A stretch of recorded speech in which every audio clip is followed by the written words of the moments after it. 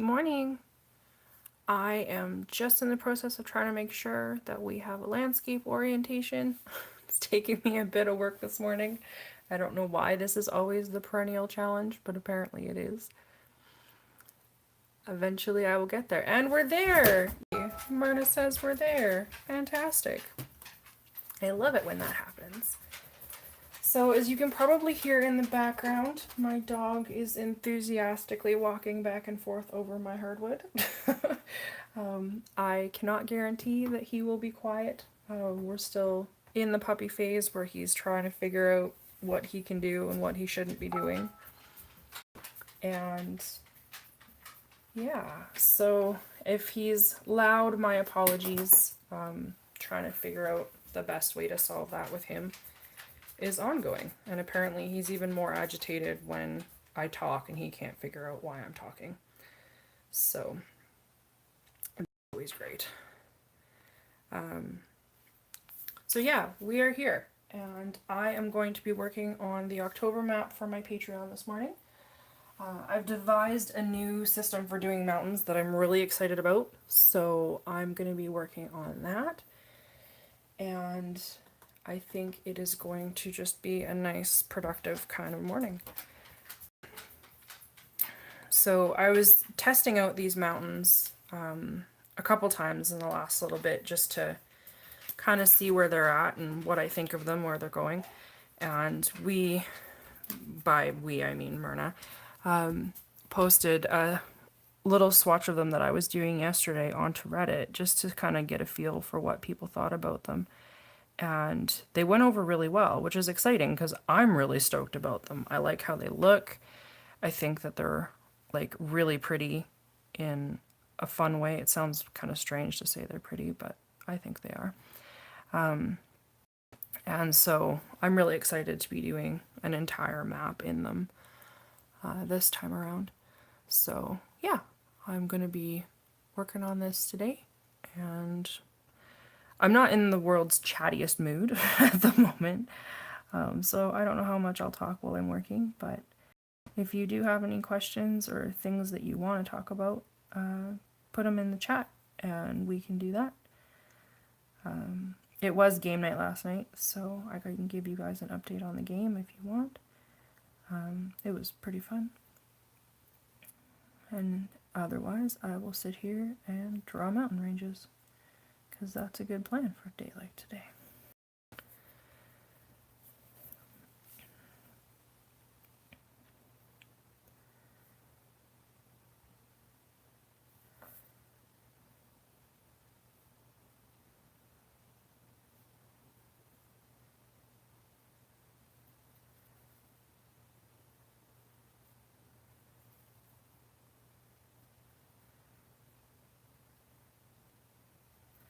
So last night was game, and we have been adventuring along a coast in an unexplored area. We come from a society that is currently split by a religious and civil war.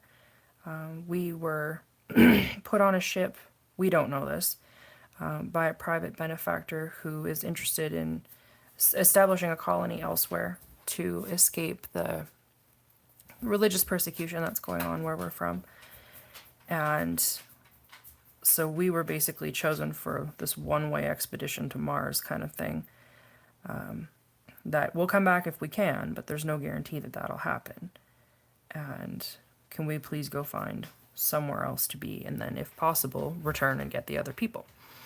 So we've been sailing now for close to 6 months. Like, we're just about out of supplies. Things are getting a little bit hairy. We've gone through a magical storm. We come from a land with no magic, so that was really disorienting.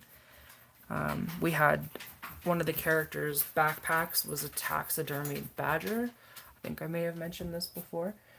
And it came alive during one of the mage storms and attacked her and ended up killing her. So that was not as fun as it could have been.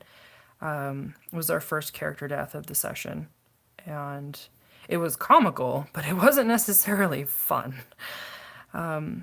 So we finally made landfall with a non-hostile population. We've been attacked by a few things. Trying to find land that we can settle on. We got to go into this large city yesterday, and kind of see what was there. There's been an emissary that we've been introduced to, so that's been really nice, just trying to learn more of their language and what we need to do in order to be good guys for them. And they've offered us land in an area of their domain that is kind of on the frontier side of things. And they're basically using us as meat shields, putting us between them and an issue that they've been having in the form of a Yuan-ti population. So, that's fun. For those of you who don't play D&D, Yuan-ti are a hybrid snake people that are very, very magical. And depending on how their sorcery works, they can be any combination of snaky. Some of them look like humans, except for things like maybe snake-like pupils or forked tongues, maybe little patches of scales, but they pass very, very well for humans. Others have snake-like heads and lower human bodies. Still others have lower snake bodies and human torsos. And then the really, really random ones have snakes for arms, and like snake heads for hands. And I'm really not sure how that works for them. I imagine that it makes doing everything like putting on your clothes that much more difficult. So yeah, we have been requested to be this point of contact in an area that is known for its Yuan-ti issues. But it's free land, and that's something that we're after right now. So we agreed, and we've been restocking our ship, and we're preparing to leave the city and go on our way to this new location. So we were trying to leave the city last night with this new emissary, and one of our player characters, Winnie Hicknickel, who is every bit the yokel that you would expect from someone with the stereotypical last name of Hicknickel. She doesn't like our emissary much. I just need to grab my sketchbook here. And she has a tendency to argue with him at every available opportunity. So we were trying to get organized and restock our ship so that we'd be able to leave town and get on with things. And it just devolved into an ongoing argument, which was great. And so he sent us away and was just like, I need 5 minutes away from this person. Can I please have those minutes? And we were like, yeah, sure. I mean, that's what you need to do. That's what you need to do. So we let him go. But ended up getting attacked by a bunch of lizard person thieves, lizard folk. And we almost got completely wiped out in the midst of that battle. So that was less fun than it could have been. It was very touch and go for a while. I think we were all looking at our DM going, excuse me, what's the play here? Because we don't want to die. But we made it, which was great. And there was many, many, many fantastic jokes made. And I love that about our game. I think that's probably one of my favorite things, is just the way that our players play together. They really build off of each other for the comedic value. Last night was a particularly great example of hanging out with Nicole's character, Winnie Hicknickel, and our friend Gord's character, who is, I forget his last name, but his first name is Endo. It's an anagram of Don Quixote.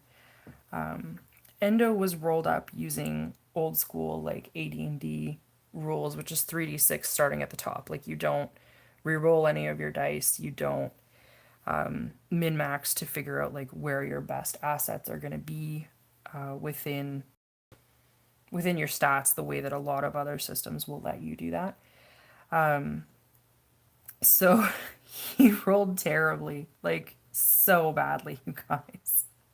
I think he has a strength of like 7 and he's a fighter. So like he's the worst fighter that the world has ever seen. But like Don Quixote, he thinks he's amazing. Like he has an absolutely a grand sense of his own skill, and that makes for some wonderful role playing. Like absolutely fantastic comedy. So it's particularly wonderful when the two of them are playing in the same game. That doesn't always happen. Our D&D group is military, and there's a bunch of people who are now playing that are living in different cities and stuff. So we use online formats to kind of make that happen, and not everybody can always make it. So it's always really good when Gord and Nicole are there because their characters really feed off of each other, and that's just a pile of fun. So yeah, we were attacked by lizard people. We had a good time resolving that, and by a good time I mean it was really scary for a little bit. And then we did eventually get away, which was great. And now we're on our ship, and we're heading off into this new area. This city that we're in is intensely magical, and like I was saying before, we're from a culture where there is no magic. And they don't think we exist. We found that out at a city hall meeting. They are quite baffled by the fact that we somehow made it to where they are. So yeah, my character, Jacoby, has been fascinated by all of these things that are going on in the city that I've never seen before. And Brian's character, the boy, I'm sure the boy has a name, but whatever it is, we don't know it yet, has been, he has the first piece of magic that one of us has had, which is a drift globe. And he's quite obsessed with it. It turns on and it turns off and gives him light whenever he wants it. And that is just the coolest deal if you're him. So he's been really fascinated with other magic and what comes out of it. Our emissary, I think, is a cleric, but I'm not completely sure because he can cast fireball. And I'm not up enough on my D&D stuff to know if that's normal. I thought fireball was a wizard spell. But he can also heal, and so that's what's making me think cleric. So our god from the old land didn't have any magical power because we lived in a world without magic. So yesterday was the first time we've seen any evidence of something like a divine healing that's magical and was effective. And so now the boy is like, what? How did that happen? And our emissary, Alton, is like, well, this is why I was confused that you guys were worshipping a god that didn't actually do anything. So there's a possibility that the boy will become some kind of cleric.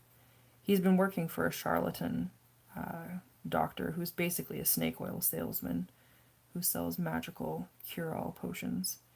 So it might be something of a progression. I wouldn't say a natural progression, but something of a progression. Anyway, I feel like I'm yammering a little bit.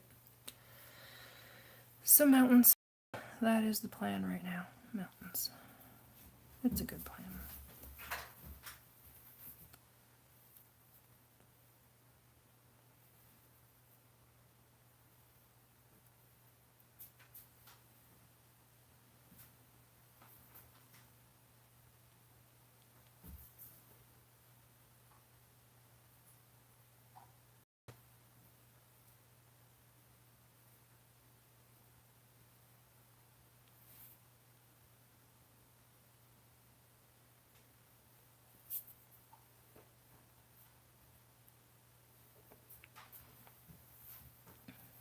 So I don't know how easy it is to see with the way that I'm doing this, but the way that I came up with the design system for these mountains is in part based on like the line work of an Art Nouveau system where there's a heavier outline and then more detail on the inside, and in part stained glass actually, where again you have like a heavier outline on the outside and then more detail on the inside. And the way that I've been kind of doing it is to create kind of your jagged ridge where you know that your light, if it's coming from this direction, is hitting, and so your shadows are going to be projected this way from it. And then taking and making the outline of whatever landform I'm dealing with more solid, like I did just there, and then kind of breaking it off into geometric chunks, kind of following some of the lines that are there, and then filling them in with hatch marks that go in various different directions. And the hatch marks are really what's going to create the sense of different kinds of volume. And so it's important to pay attention to having the light, otherwise you're going to end up making it all too dark. And then once you kind of build the ridges, and you have to have a vague plan of like where your ridge lines are. I've been going in with a heavier marker and kind of establishing, reinforcing maybe the ridge lines that I'm really excited about, so that they are what's really the focal point.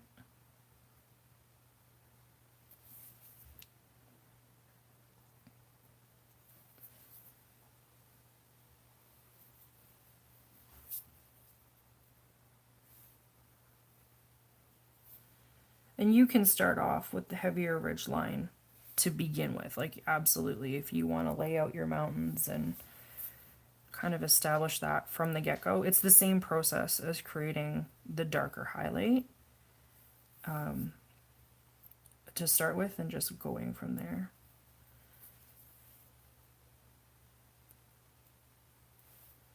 So some of this I've mapped the ridge line that I'm wanting to have all the way through already, and that kind of helps me keep organized on a greater scale as to what's going on for which set of light I'm dealing with, that I'm really concerned with, and which ones I'm not. And it's kind of this process of going back and forth until you get the balance of tone and texture that you're really excited about. It's, I don't even know how to put it. Like, you kind of know it when you see it. You kind of hit that balance and you go, oh yeah, that's the line weight that I'm really excited about, that I want it to. And then you can kind of go from there. I always feel a little bit guilty about saying you'll know it when you see it, because the eye for that kind of thing, it takes practice. Like it really does, and there's no shortcut for it other than just doing the work. The more you do, the more you can see, and it gets to the point where it kind of just happens almost automatically at a certain point where you're like, okay, this is where this needs to go. And sometimes even once you have tons of experience, it still doesn't look right. Like, I've definitely created different things in my life where you're like, nope, that didn't turn out at all like I was hoping it would. But as you go, it kind of gives you this stained glass effect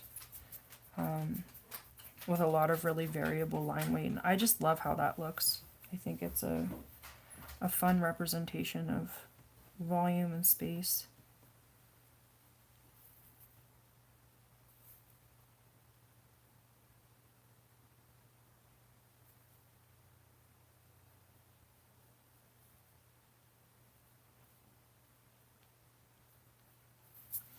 One of the things that I've been trying to practice with this particular mountain setup is just the transition from the mountains into structures like foothills. I haven't found a system for that I'm incredibly satisfied with at this point. And that was part of trying to devise a new way to do it, was to give myself more resources in that particular camp. I find that I want those transitions to be really natural, and when they're not, I find them jarring. And it can take me out of, not like out of the map entirely, but it can really affect my perception of how believable the map is. So trying to employ a similar line weight system for hills means following curvatures for that. The same way that you are for the mountains themselves, you have these heavy lines that are dictating where the edges of your mountains are, so you have a similar kind of ridge for your hill like that. And then just carrying your line weight around so you know, the same as your mountains, your shadow is going to be on this side of your hill because your light is coming from over here. So when you're creating these shapes, you want the line to be heavier on this side of your hill and you want it to taper off on the side where your light is coming from. And if you do it enough, then you should end up with shade and light that will give you that idea of dimension. And one of the things that I want to do is kind of vary what style of hill I'm using to give the impression of a bit more geographic variance as you go. By employing some of the ticks, I find it also makes it easier to integrate like the ticks that I use to indicate coastline, which just gives you a little bit of volume and demarcates your space without a ton of information necessarily. One of the hardest things that I ever had to learn about drawing is that sometimes less is more. The human mind is capable of filling in a lot of information based off of very tiny marks. And so if you give it marks to play with, you have less effort that you need to put in necessarily on your own to make it happen.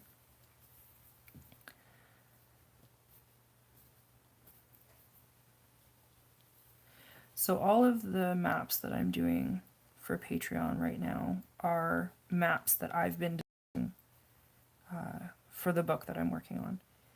And I'm doing it this way because I find that they're beautiful, first of all.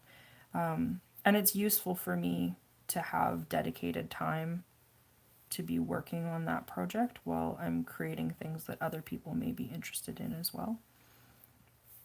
So the current map, I don't know if you can see the whole thing. It's big. It's 11 by 17.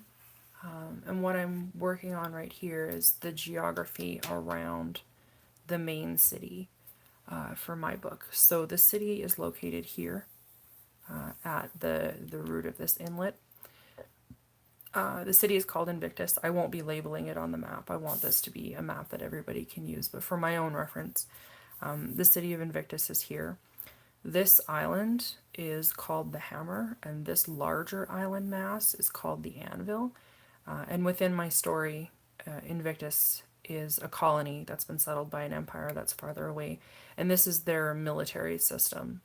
They have a school there, and a naval base, and a naval shipyard, because this is a very, very large ocean.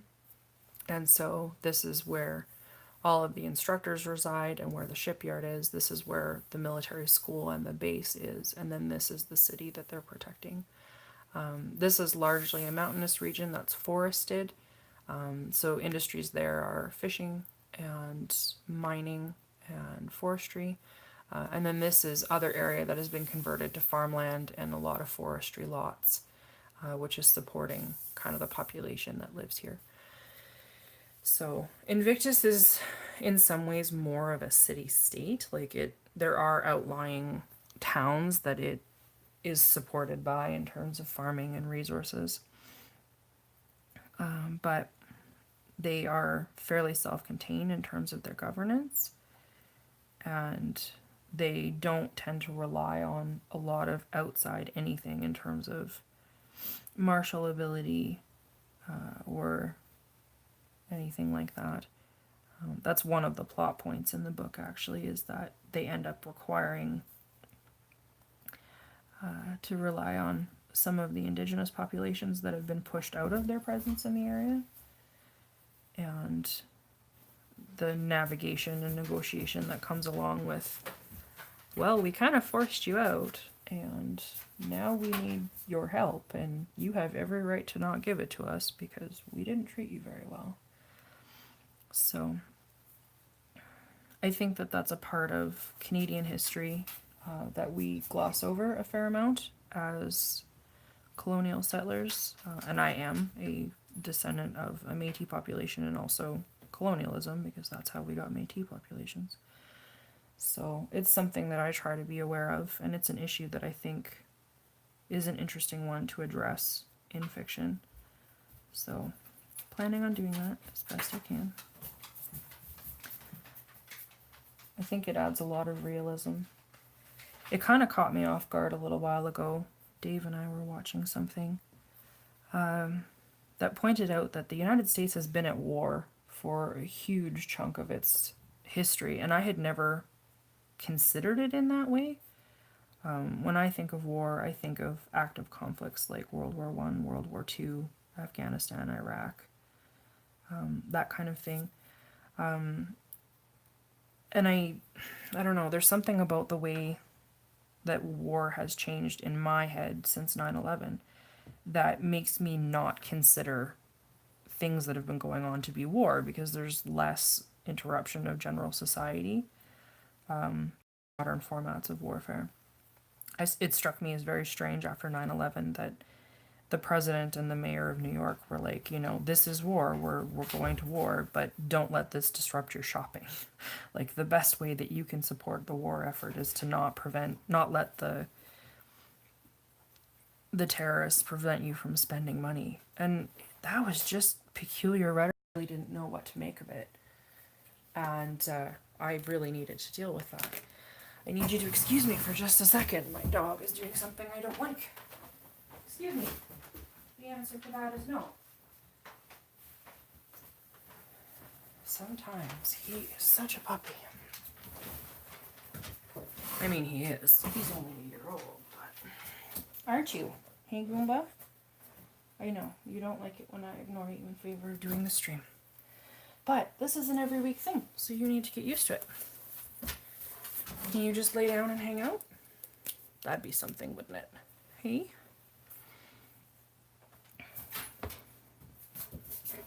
Yes. Are you gonna breathe in my ear? You're gonna breathe in my ear while I do this? Knock over my coffee? Yeah, I thought so.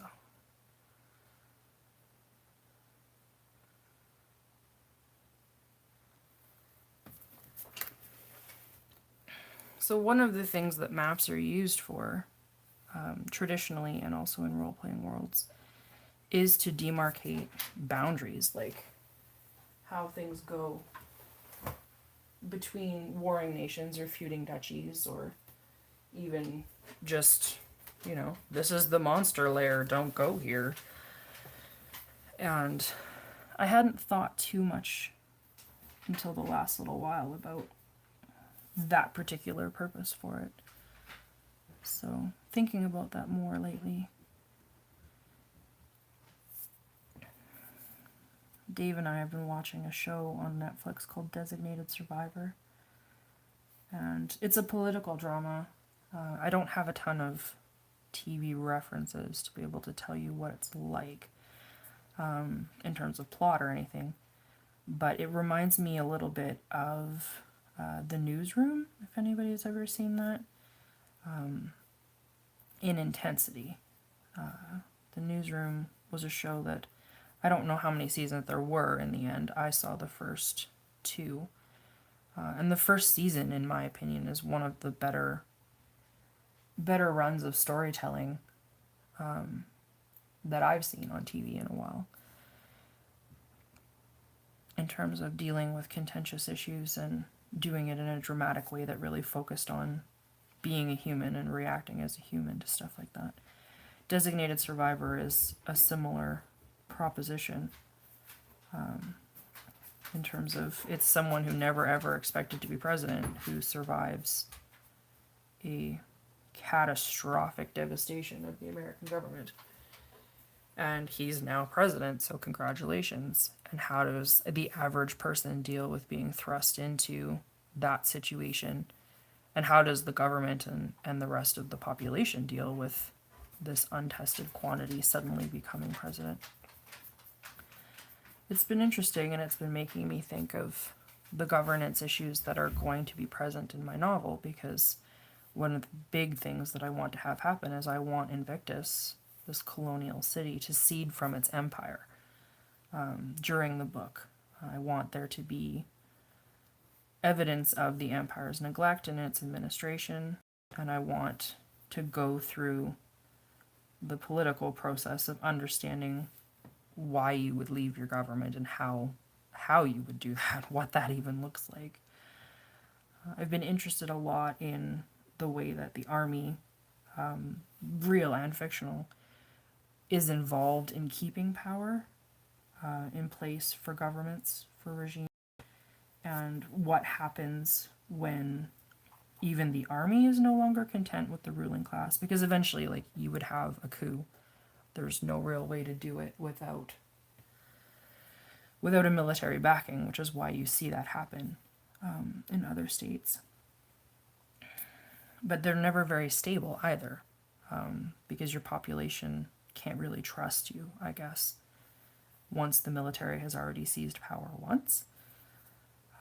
Or at least that's how it's been explained to me. So I need more research. Always more research. But I think it will be good to do educational, interesting.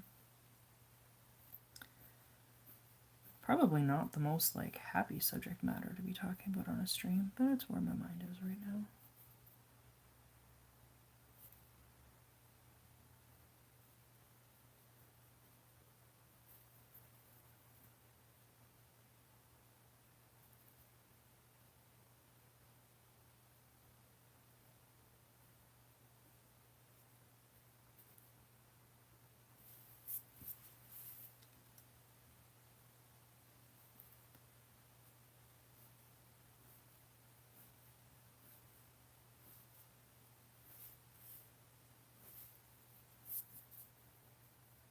So I've got this interesting gap that's going on right here where I haven't got anything going.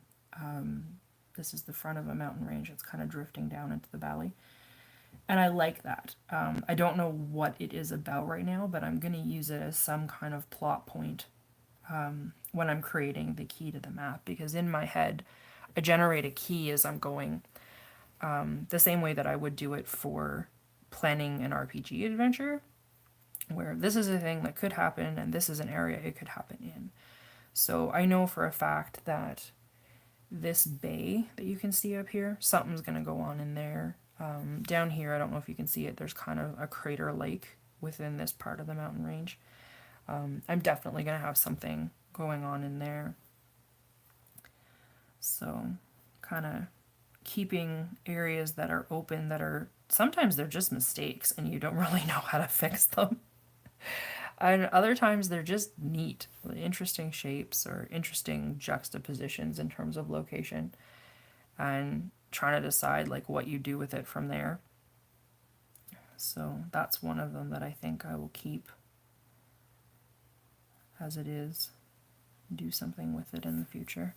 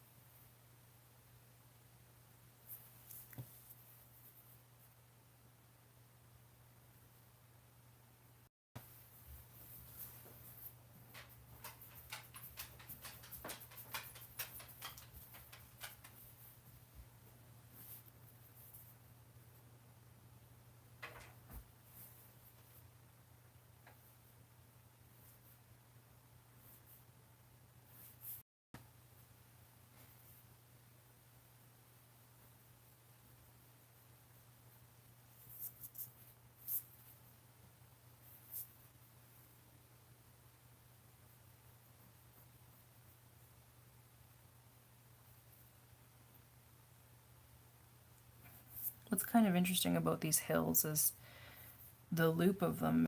Think of terracing, which is a very intense human manipulation of an environment. But that gives me potential seeds for distributing populations in here that I haven't necessarily thought about. Within the book, within this particular map, which is much larger than the map that I'm working on, but it's roughly a coastline that extends from about the area of Vancouver down to California's San Diego. That there's about 5 dominant populations that I'm working with in terms of sapient species. There's humans, there's a dragon analog, more like a dragonborn, I guess, from D&D. Not exactly, but my own version of it. And then a cat people, kind of like, again, a tabaxi from D&D, but not the same. And the Riesh, which are sort of like Tolkien's elves, but not, again, identical. Because elves in my book are evil.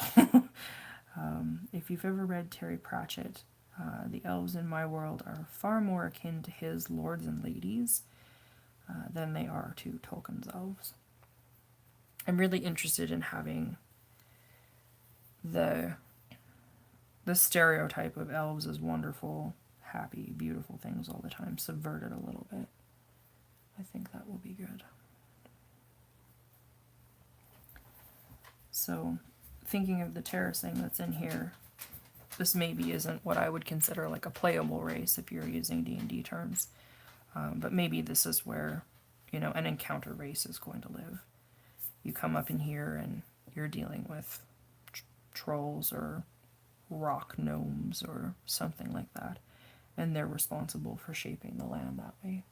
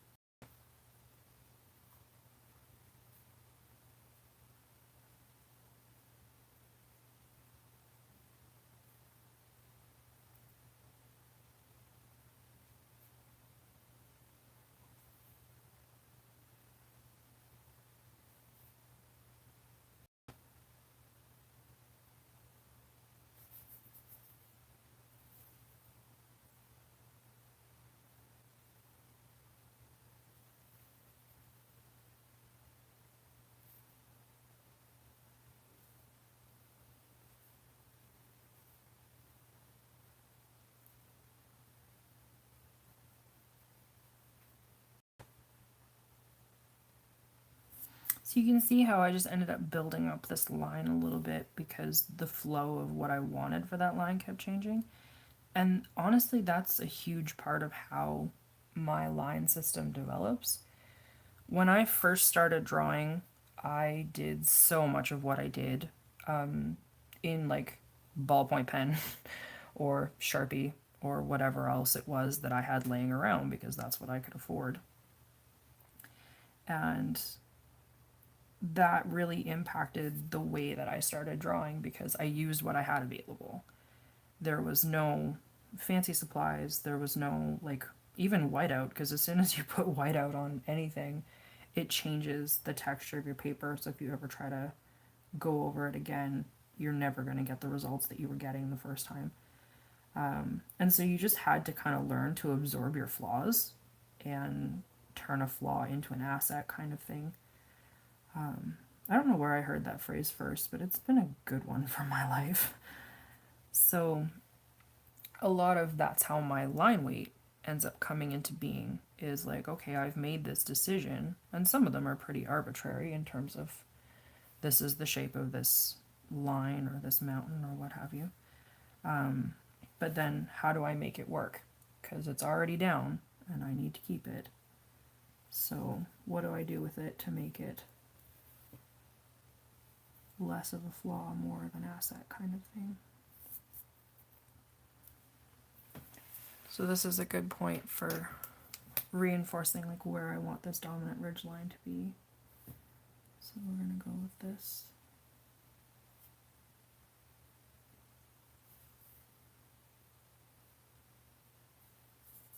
And that just creates a bit more solidity, a bit more drama.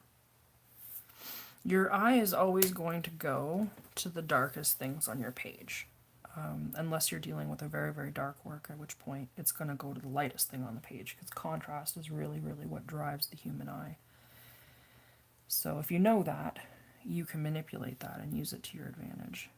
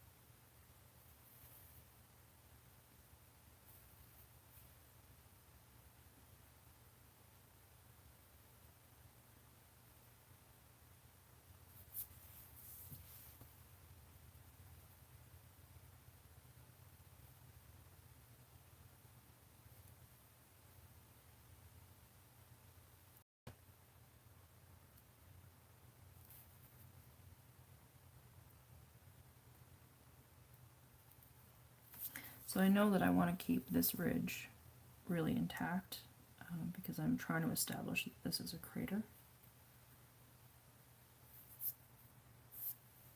So I want those edges to be dark. Just in the back here a little bit. There we go. Leave that one.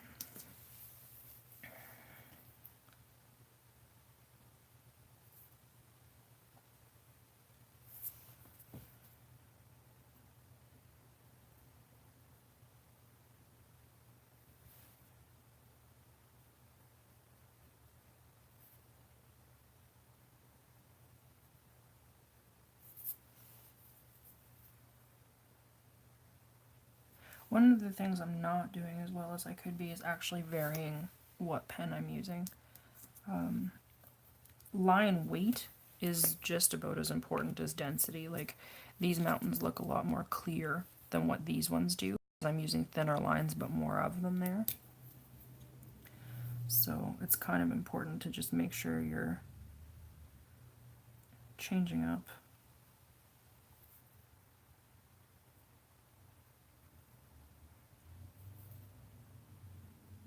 the thickness and the frequency, because that will change your viewer's reaction to it as well. And sometimes your own. Sometimes you're like, this is just getting monotonous and I don't want to look at it anymore. If you start having those feelings, pay attention. Because if you're having them, so are your viewers. And that's just no fun for anybody, really.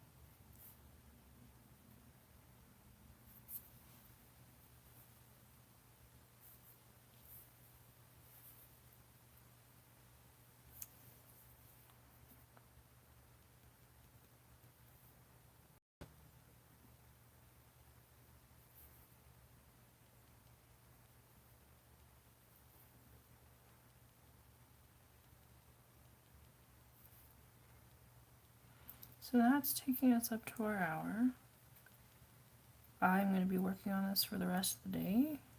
I will probably post some update shots to my Instagram as things progress, so if you want to check me out there, I'm at Monocled Octopus on Instagram. And I'm going to refresh my coffee and carry on. So if you are making things today, good luck with your muses. If you are not making things today, at the moment anyway, I hope you get a couple minutes in to create whatever's on your mind. And we'll see you next week. Take care.